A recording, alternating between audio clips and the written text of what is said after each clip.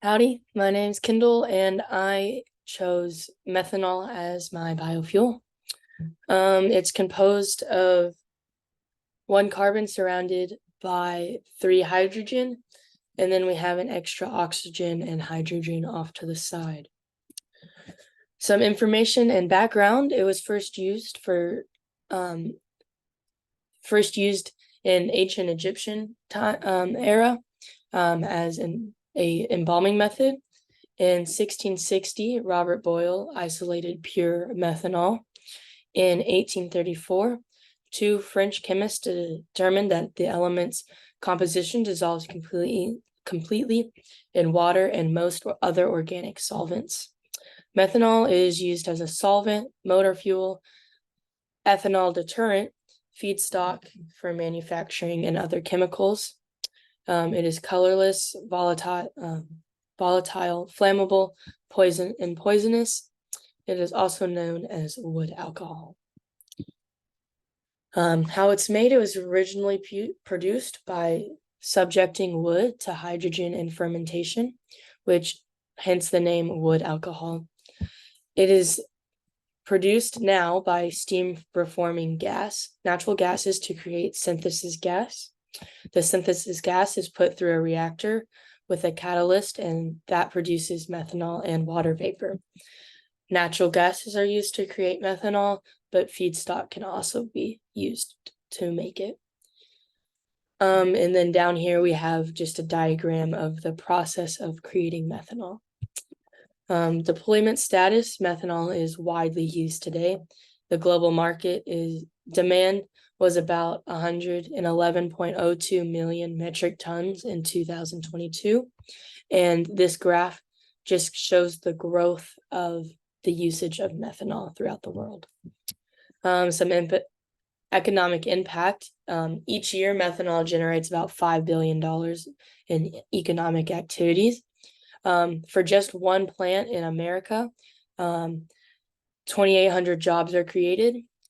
19,000 temporary construction jobs are created to make the plants, and 1.5 billion will be created in 1 year at just one plant. It is proven to make it is cheaper to make and lowers risk of flammability compared to other fuels. The carbon footprint of methanol depends on the feedstock it's made from. When it's a renewable feedstock, the carbon footprint improves. And due to the resources that methanol can be created, there's no default carbon footprint. For comparison, a methanol facility will produce about 110 grams of carbon dioxide equivalent per megajoule, and a coal producing plant will produce about 300 grams of carbon dioxide equivalent per megajoule.